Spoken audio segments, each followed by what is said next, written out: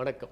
Creative destruction, ஒன்றின் அழிவிலிருந்து ஒன்றை உருவாக்குவது, அது குறித்து தான் நம்ம பேச போகிறோம். இப்போ மூங்கில் அழிந்து தான் அதிலிருந்து ஒரு புல்லாங்குழல் வருகிறது. விதை இறந்து தான் அதிலிருந்து விருட்சம் உருவாகிறது. முட்டை உடைந்து தான் அதிலிருந்து ஒரு கோழி வருகிறது. ஒரு கல்லிலிருந்து தான் சிற்பம் உருவாகிறது. வண்ணங்களை குழைக்கிற போது தான் ஓவியம் உருவாகிறது. காகிதம் கருப்பாகிற போதுதான் கவிதை உண்டாகிறது. எனவே ஒன்றிலிருந்து ஒன்று உருவாவதற்கு அது தன்னுடைய வடிவத்தை இழக்க வேண்டியதாக இருக்கிறது. இதை கிரியேட்டிவ் டிஸ்ட்ரக்ஷன் அப்படின்ட்டு ஜோசப் ஷும்பீட்டர் அப்படிங்கிறவர் தான் முதல்ல அந்த நேமை காயின் பண்ணார். இதில் என்னன்னா, பழைய டெக்னாலஜி ஒரு புதிய டெக்னாலஜி வந்தவுடனே காணாமல் போயிடுது. இப்போ ஒரு உதாரணத்துக்கு தந்தி, இன்றைக்கி தந்தி ரெலவெண்ட் இல்லை, ஒரு எஸ்எம்எஸ்லேயே அது ரீச் ஆகிடும். ஒரு காலத்தில் டெலக்ஸ்க்கு பதிலாக இப்போ ஃபேக்ஸ் வந்துருச்சு. பேஜர் இருந்தது, அதுக்கப்புறம் பார்த்தீங்கன்னா நமக்கு செல்ஃபோன் வந்தது. செல்ஃபோனில் இருந்து இன்றைக்கி ஸ்மார்ட் ஃபோன் வந்துருச்சு. அதனால் டெக்னாலஜி அட்வான்ஸ் ஆகும்போது பழையது போய் அதுக்கு பதிலாக ஒரு புதியது வருகிறது. இதுதான் கிரியேட்டிவ் டிஸ்ட்ரக்ஷன் அப்படின்னு சொல்லி சொன்னார். இப்போ அலுவலகத்துக்கெல்லாம் நீங்கள் போனீங்கன்னா அங்கே டைப்ரைட்டரே இருக்குல்ல, எல்லாம் கம்ப்யூட்டர்ஸ் வந்துருச்சு. இப்போ டைப்ரைட்டரே யாரும் வாங்குறதில்ல, எல்லாம் கம்ப்யூட்டர்ஸ் தான் வச்சுருக்காங்க. ஏன்னா கம்ப்யூட்டர்லேயே நீங்கள் டைப் பண்ணிக்க முடியும். இல்லை என்னென்னா, ஈயடிச்சான் காப்பி அப்படிங்கிறதுக்கு ஒருத்தர் என்ன சொன்னார்னா, டைப்ரைட்டரில் அடிக்கும்போது QWERTன்னு ஏன் இருக்குன்னா, டைப்ரைட்டரில் வேகமாக அடிச்சுட்டு அந்த பேப்பரை ரோல் பண்ணும்போது பேப்பர் கிழிஞ்சு போயிடும். அதனால் ABCDன்னு வச்சா ரொம்ப வேகமாக அடிப்பாங்க. அதை கொஞ்சம் தடை பண்ணுறதுக்கு தான் இந்த மாதிரி வச்சாங்களாம். ஆனால் கம்ப்யூட்டரில் அந்த பிரச்சனை இல்லைனாலும் அதை பார்த்து அதே மாதிரி காப்பி பண்ணிட்டாங்க. இதுதான் ஈயடிச்சான் காப்பி அப்படின்னு ஒருத்தர் சொன்னார். ஆனால் இன்றைக்கி டைப்ரைட்டர்ஸ் இல்லை உபயோகத்தில், கம்ப்யூட்டர்ஸ்லேயே எல்லாருமே டைப் படிக்கிறாங்க. இந்த மாதிரி பழைய டெக்னாலஜி போய் புதிய டெக்னாலஜி வரதை தான் ஜோசப் ஷும்பீட்டர் கிரியேட்டிவ் டிஸ்ட்ரக்ஷன் சொன்னார். இதில் ஒய் நேஷன்ஸ் ஃபெயில் அப்படின்னு ஒரு புத்தகம், இதில் 2 பேர் எழுதியிருக்கிறாங்க. டேரன் அசிமோக்லோ, இன்னொன்று வந்து ஜேம்ஸ் ராபின்சன். இவங்களும் கிரியேட்டிவ் டிஸ்ட்ரக்ஷன் அப்படிங்கிற ஒரு வார்த்தையை அவங்க பயன்படுத்துகிறாங்க. எப்படின்னா, எந்தெந்த நாடுகள் எல்லாம் இன்க்ளூசிவ் growth, அனைவரையும் உள்ளடக்கிய ஒரு வளர்ச்சியை முன்மொழிகிறதோ அவையெல்லாம் இந்த கிரியேட்டிவ் டிஸ்ட்ரக்ஷன் வச்சுருக்கும். இப்போ கிரியேட்டிவ் டிஸ்ட்ரக்ஷன் எந்த மாதிரி ஏற்படுதுன்னா, யார் வேணும்னாலும் உள்ளே வரலாம். அங்கே வந்து ரூல் ஆஃப் லா தான்.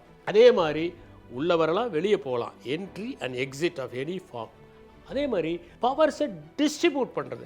சைமன் சினக் என்னன்னா, லீடர்ஸ் ஈட் லாஸ்ட் அப்படிங்கிற ஒரு புத்தகத்தில் ஒரு வார்த்தையை சொல்கிறார். என்னென்னா, ஒரு டிரான்ஸ்ஃபார்மரே எல்லா பவரையும் வச்சுக்கிட்டு இருந்தால் விளக்கு எரியுமா? கிடையாது. அது அந்தந்த பாயிண்ட்டுக்கு அந்த பவரை டிரான்ஸ்ஃபர் பண்ணும்போது தான் அந்த விளக்குகள் எரியுது, ஃபேன் ஓடுது, ஏசி இயங்குது. அதே மாதிரி நீங்கள் பவரை டிஸ்ட்ரிபியூட் பண்ணணும். எந்த இடத்துல ஆப்ரேட் பண்ணுறாங்களோ அந்த இடத்துக்கு டிஸ்ட்ரிபியூட் பண்ணணும். அதனால் பொலிட்டிக்கல் பவரை டிஸ்ட்ரிபியூட் பண்ணுறதுக்கு தான் இந்த இன்க்ளூசிவ் growth. இந்த இன்க்ளூசிவ் growthக்கு எதிராக இருக்கிறது என்னென்னா எக்ஸ்ட்ராக்டிவ் growth. எக்ஸ்ட்ராக்டிவ் growthல என்னென்னா, இந்த மாதிரி இடங்களில் புதுசாக ஒரு ஃபேம் வரதை அவங்க விரும்புறதில்லை. வேறு யாராவது காம்படிஷன் வருமா அப்படின்னு நினைப்பாங்க. அந்த இடத்துல ஒரு ஸ்டாக்னேஷன் வரும். புதிய புதிய விஷயங்களை கண்டுபிடிப்பதற்கான ஸ்கோப் இருக்காது. ஏன்னா இவங்களே அந்த இடத்துல ஆக்குபை பண்ணிக்கிட்டு இருப்பாங்க. இது என்னென்னா ஒரு ரூல் ஆஃப் த எலைட். இதுக்கு அவங்க ஒரு எக்ஸாம்பிள் என்ன சொல்கிறாங்கன்னா, நொகேல்ஸ் அப்படிங்கிறது ஒன்று. அரிசோனா யூஎஸ்ஏலையும் அந்த நொகேல்ஸ் இருக்குது. அதை ஒட்டின மாதிரி நொகேல்ஸ் வந்து மெக்சிகோலையும் இருக்குது. இப்போ யூஎஸில் இருக்கக்கூடிய அந்த நொகேல்ஸ் மிகுந்த வளர்ச்சி அடைஞ்சதாக இருக்குது.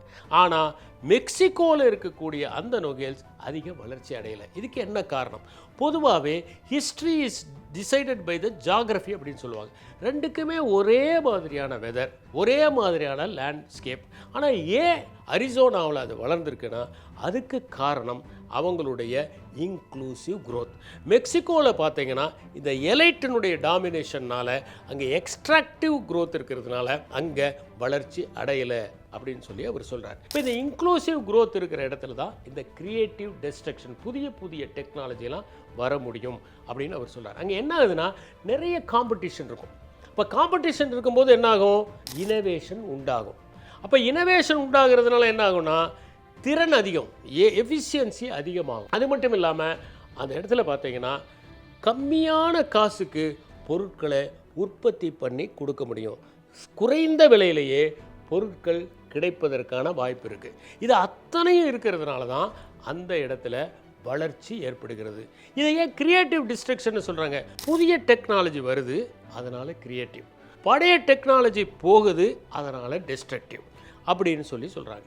இந்த மாதிரி இருக்கக்கூடிய இந்த கிரியேட்டிவ் டிஸ்ட்ரக்ஷனுக்கும் டெஸ்ட்ரக்டிவ் கிரியேஷனும் ஒன்று இருக்குது. ரெண்டுக்கு என்ன வித்தியாசம் அப்படின்னா, டெஸ்ட்ரக்டிவ் கிரியேஷனுங்கிறது என்னென்னா ஹார்ம் ஓரியன்ட், இந்த கிரியேட்டிவ் டிஸ்ட்ரக்ஷனுங்கிறது ப்ராக்ரஸ் ஓரியன்ட். இது முன்னேற்றத்தை முன்னெடுத்து செல்லும், அது அழிவை முன்னெடுத்து செல்லும். இது என்னென்னா எக்கனாமிக் எவல்யூஷன், பொருளாதார பரிணாம வளர்ச்சி. அது என்னென்னா எத்திக்கல் டீவியேஷன், பண்பு நலங்களிலிருந்து விலகுதல். உதாரணத்துக்கு எடுத்துட்டா இப்போ நம்ம பார்க்குறமே சைபர் கிரைம், அப்புறம் பார்த்தீங்கன்னா நம்ம பார்க்கக்கூடிய பல்வேறு விதமான அழிவுபூர்வமான நடவடிக்கைகள், சைபர் அரெஸ்ட், ஹேக்கிங், இது எல்லாமே டெஸ்ட்ரக்டிவ் கிரியேஷன்.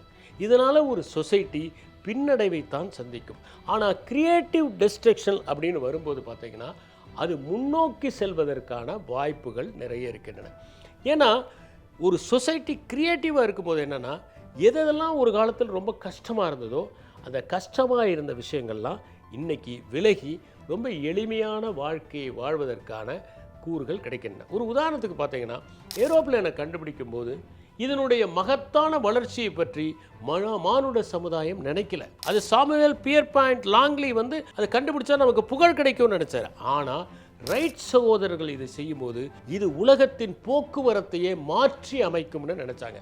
ஆரம்பத்தில் அது கவனிக்கப்படவே இல்லை. முதலாம் உலகப் போரில் கூட அது ஒரு ரெக்கக்னைசன்ஸ் வெஹிக்கிளாக தான் இருந்தது. ஆனால் பின்னாடி இன்னைக்கு உலகத்தினுடைய போக்குவரத்தை தீர்மானிக்கக்கூடிய சக்தி வாய்ந்ததாக அது உருவாகியது.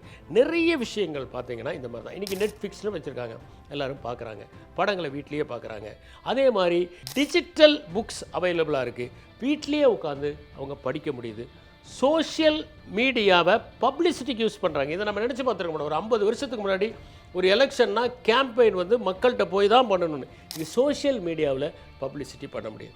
கிண்டல் மூலமாக நூற்றுக்கணக்கான புத்தகங்களை உட்கார்ந்த இடத்துலையே நம்ம படிக்க முடியும். ஒரு காலத்தில் என்னென்னா இந்த புத்தகம் கிடைக்குமான்னு போய் கடையாக தேடணும். ஆனால் இன்றைக்கி அப்படி இல்லை, வீட்டில் உட்காந்தே அந்த புத்தகத்தை படிக்க முடியும். அதனால் நாம் எல்லோருமே இந்த கிரியேட்டிவ் டிஸ்ட்ரக்ஷன் அப்படிங்கிற ஒரு கான்செப்டை புரிந்து கொண்டு நம்முடைய வாழ்க்கையிலையும் எவற்றை நாம் படைப்பாக்கமாக மாற்றிக்கொள்ள முடியும் என்று சிந்தித்தால் நம்முடைய வாழ்க்கை மேம்படும். நன்றி, வணக்கம்.